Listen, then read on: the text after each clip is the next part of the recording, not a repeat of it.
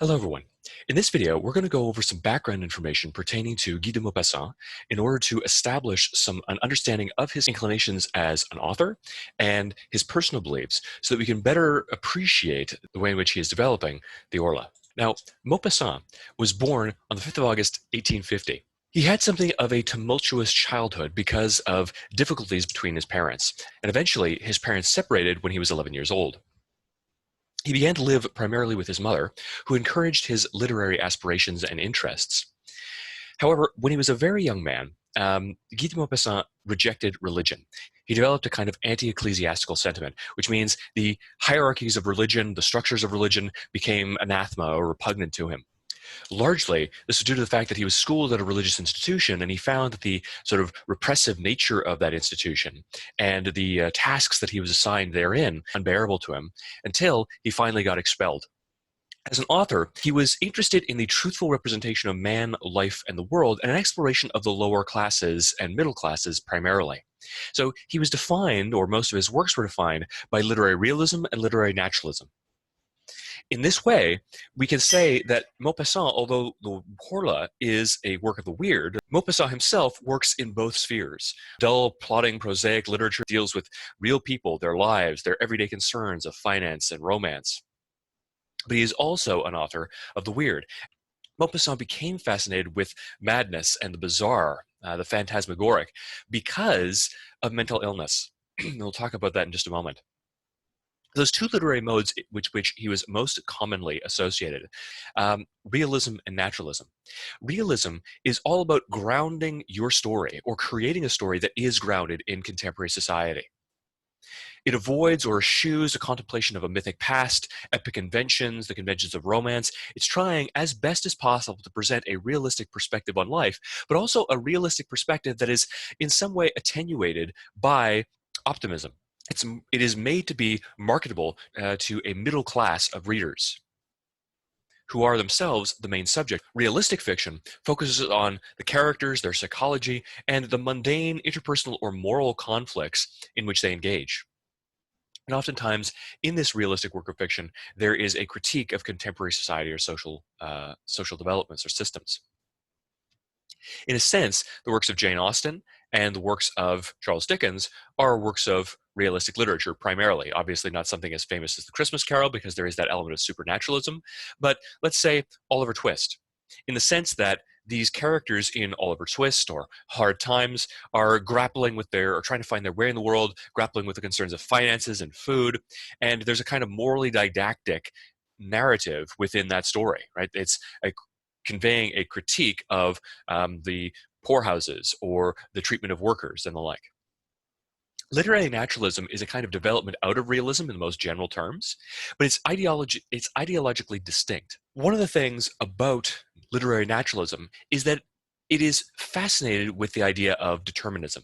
Everything that you do is a necessary natural consequence of what happened before, or the prior state of the universe and natural physical laws. It's just one gear turning the next. The gear didn't have a choice. The gear couldn't do anything other than what it did because, well, the other gear is turning, and as it moves the other gear. That's what is meant in this context by deterministic. There's no way of changing the future. Everything is set. Everything is determined or predetermined. We were prisoners of our biology and the history, our inherited presumptions and associations, and our evolutionary ancestry. When we think about determinism, you can think about the Laplacian demon. Laplace, to capture this idea of determinism, said that you might imagine a demon that has an infinite capacity for calculation. In other words, it can run through innumerable, infinite number of mathematical calculations at the same time.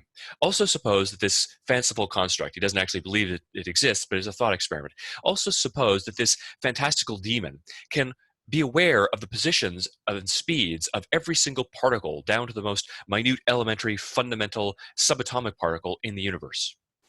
That demon, because he is omniscient and because he has infinite calculating powers, could also see the future. Because if everything is just physical, if everything is just matter, well then he can see where everything is at this moment. He knows the laws of physics and he can apply them. So he could calculate the position of every particle, the action of every person, because our brains are just a confluence of all these different particles. He could calculate the position of everything and every choice that we made in the next second, the next 5 seconds, the next 5 minutes, the next 5 years, the next 5 millennia. This is the kind of determinism that we're talking about. With naturalism, there's a focus on determinism, and we'll talk about why that is in a minute, but there's also an emphasis on the working class rather than the middle class. So they're interested in the lowest forms of society, the lowest stratas of society. The non-existence of free will is a natural consequence of naturalism's views regarding the constraints of our heredity and this idea of determinism. You don't really have free will.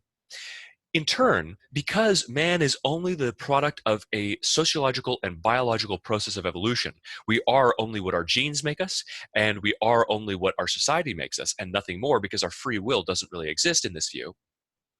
Man can be the subject of scientific inquiry as an animal no different from any other. They can be observed and studied based on the scientific principles of biology, sociology, and the observational techniques that we employ when we're studying how animals react to certain stimuli. Human beings have no free will, they have no soul, they're no different than animals, so they can be examined and understood on the same biological terms. In this way, literary naturalism attempts to inspire a detachment from the subject. The moral issues inherent in realism, the didactic criticisms in realism about the injustices that are being inflicted upon the poor or the like, these are all ignored in naturalism because it wants to adopt the perspective of scientific objectivity in the observation of the creatures under study, other human beings. So, this moral issue of realism is foregone in favor of a kind of dispassionate, objective perspective on the subject. And it can come across as cynical. As an example of this kind of story, you have boule de suif, or ball of fat, or ball of lard. In this story, written by Maupassant, which is more characteristically representative of his inclinations as an author, the French resistance in the German-occupied city of Rouen is struggling against their oppressors during the Franco-Prussian War. There's a kind of patriotic celebration of the lower classes and a repudiation, a rejection, a critique of the upper classes. So we see that merging of realism and naturalism that defined him. In this story, a group of people are traveling together, aristocrats and bourgeois, so high and middle class peoples, and also lower class people, including the prostitute boule de suif. They're traveling together, and it is revealed that the aristocrats and bourgeois are disloyal and feckless. When this caravan of people encounters a kind of German patrol, boule de suif agrees to sleep with the commander in order to secure the release of all these imprisoned people. And she is pressured into this by many of the other upper class people around her because, well, they want to leave. However, after she does this, they reject her and scorn her, and they shame her for what she has done. She's derided by these higher class individuals. Even though during their captivity, she comforted and fed the prisoners, eventually their ire turns on her. We see a kind of political and social commentary about the way in which the lower classes were being treated and the profligacy, let's say, and the actual quote-unquote whoredom of the upper classes and middle classes who have betrayed the lower classes, the ones most affected by this Franco-Prussian War, it seems, in his view. So we have morally didactic storytelling, we have a kind of nihilistic and pessimistic view of things, characteristic of realism and naturalism blending together. Now, this story was, again, more in keeping with Maupassant's inclinations as an author. However, Maupassant was infected with syphilis. He lived an incredibly libertine lifestyle, and as a result, his sanity began to slip away from him. This burgeoning madness led in 1892 to an attempt at suicide whereby he slit his own throat, and he spent most of the rest of his life in an asylum, dying in 1893. The Orla itself as a story may be a reflection of his own dwindling mental state during the latter portion of his career. Now, this is a bit of biographical and historiographical criticism, but we have here a story about a man dealing with his own burgeoning madness. And this is a story that he seemed to fixate upon, possibly because of, like I said, his mental condition, as he is grappling with the issues that are plaguing him and these fears about his own loss of control and loss of, well, sanity. The orla itself is likely a combination or a portmanteau of two different words, or, like dehors, and la. So the story's title is kind of like an amalgam of different words that suggests, well, the one who is out there. And that is a prototypically weird sentiment. You're lying in bed thinking about what is out there. You're hearing this clawing and scratching of unknown outer forces, right? The one who is out there clawing to get in. Our universe is being penetrated by forces and powers that we can't possibly understand. The final version was published in 1887, and it was the product of multiple revisions and multiple different narratives, wherein Maupassant seemed to be trying to exorcise himself of his demons, to exorcise this idea that kept running through his mind over and over and over again as he produced one iteration of this story after the other.